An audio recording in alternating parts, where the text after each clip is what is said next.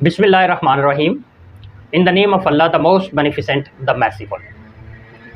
आज हमारे साथ मौजूद हैं HOD chemistry sir Shabbir Hussain, जो कि इस वक्त doctor A Q. Khan college phase 1 Bahria में एज ए केमिस्ट्री एचओडी अपनी सर्विसेज दे रहे हैं।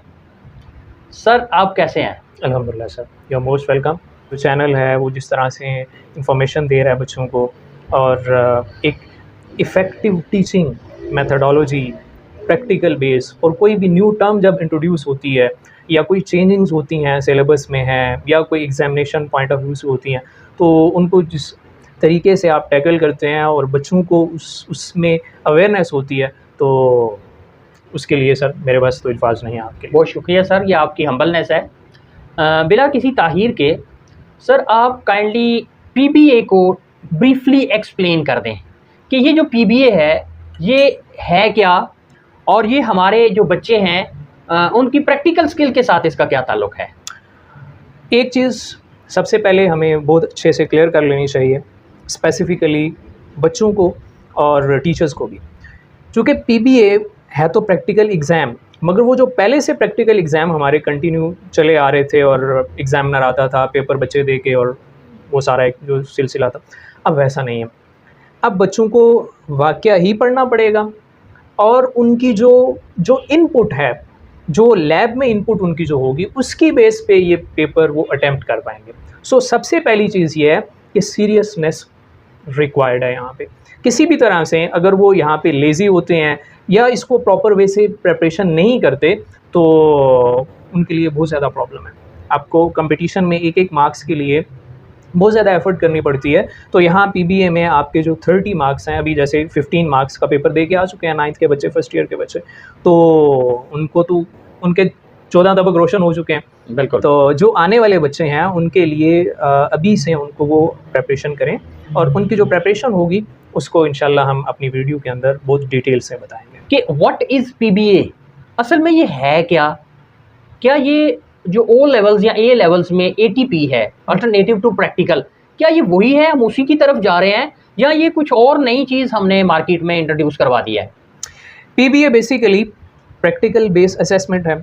सिंपल वे में प्रैक्टिकल आप लैब में जो परफॉर्म करते हैं उसको आपने माइंड में रखना है, और वही प्रैक्टिकल जो आपने परफॉर्म किया होगा, वो सारे का सारा प्रैक्टिकल आपको क्वेश्चन पेपर में क्वेश्चंस की फॉर्म में आपके सामने आएगा। आपसे क्वेश्चंस पूछे जाएंगे, और वो जो क्वेश्चंस होंगे वो सारे आपकी वो जो एनालिटिकल स्किल्स होंगी, जो लैब में प्रैक्टिकल परफॉर्म करते हुए आपने वहाँ पे सीखा है, वो सारे का सारा नॉलेज यूटिलाइज होगा, और कुछ भी नहीं है। जो आपने प्रैक्टिकल परफॉर्म किया, आपने उसको 100% कंसंट्रेशन से परफॉर्म किया, उसकी जितनी मेजरमेंट्स थी, जो रीडिंग्स थी, जो उसके अंदर मेथड आपने यूज़ किया, जो करैक्टरिस्टिक्स आप वहाँ पे अप्लाई कर रहे हैं, ये सारी की सारी चीज़ें आपने जो आपका प्रैक्टिकल का पेपर है, पीबीए पेपर है आपका, उसमें हेल्पफुल होंगी। कैसे हेल्पफुल होंगी कि जैसे आप थ्योरी के अंदर कोई क्वेश्चन याद करते हैं, और वो क्वेश्चन जब आप याद करके एग्जाम में जाते हैं तो वो आपको हेल्प करता है। वहाँ पे उस एक पैराग्राफ है या एक क्वेश्चन आपने प्रिपेयर किया, तो उसमें डिफरेंट टर्म्स हैं या डिफरेंट वर्डिंग में क्वेश्चन आता है, तो बच्चे उसको परफॉर्म करते हैं। सेम इसी तरह से अब आपने जो प्रैक्टिकल परफॉर्म करना है उसको 100% कंसंट्रेशन वहाँ पे करनी है और अटेंशन पे करनी है। उसी से वही जो आपकी स्किल्स हैं, वो जो नॉलेज आपका लैब में आपने वहाँ पे सीखा होगा, वो सेम आपको पेपर के फॉर्म में आएगा। इसके अलावा पीबीए कुछ भी नहीं है। सो वेरी सिंपल थिंग, पहले भी आप प्रैक्टिकल करते थे, अब भी बच्चे प्रैक्टिकल करेंगे। फ़र्क ये है कि पहले जो प्रैक्टिकल करते थे उसमें मोस्टली नॉन सीरियसनेस थी, क्योंकि बच्चों को पता था उनको एड किसी ना किसी फॉर्म में मिल जानी है। बट अब की बार ऐसा नहीं होने वाला।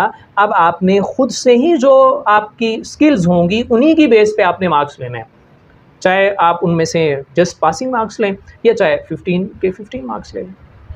यानी हम ये कह सकते हैं कि सर, ये जो पीबीए है ये बच्चों को क्रिएटिव बनाने की तरफ एक कदम है। एग्जैक्टली। जो कि इस वक्त हमारे मुल्क की ज़रूरत भी है। इस वतन अजीज़ को इस वक्त स्किल्स डेवलपमेंट की तरफ जाने की ज़रूरत है। बिल्कुल ऐसी है, चूँकि हमने वो जो एक रट्टा बेस स्टडी थी उससे हम मूव हो रहे हैं basically, just like O level pattern, जैसे वहाँ पे ATPs होती हैं। अब चूँकि बच्चों को ATPs का नहीं पता होता है यहाँ पे, तो कैम्ब्रिज में ATPs बिल्कुल वैसे ही हैं जैसे अभी आप आपका एक इनिशिएटिव है, जो आपका पीबी है ना, वो इनिशिएटिव है उन एटीपीज का। तो बेसिकली उसी तरफ जा रहे हैं, जैसे वहाँ पे अल्टरनेट टू प्रैक्टिकल था, जो प्रैक्टिकल ही की फॉर्म में जो उनको एनालिटिकल वे में उनके डिफरेंट क्वेश्चंस आते थे, जिनको उन्होंने वहाँ पे थ्योरेटिकल एक कंपोजिट पेपर की फॉर्म में लिखना होता है, कॉन्सेप्चुअल होता है। तो सेम लाइक दिस, हम फेडरल बोर्ड जो बेसिकली है वो बच्चों को प्रैक्टिकल बेस्ड असेसमेंट कंडक्ट करके उनकी क्रिएटिविटी और उनकी वो जो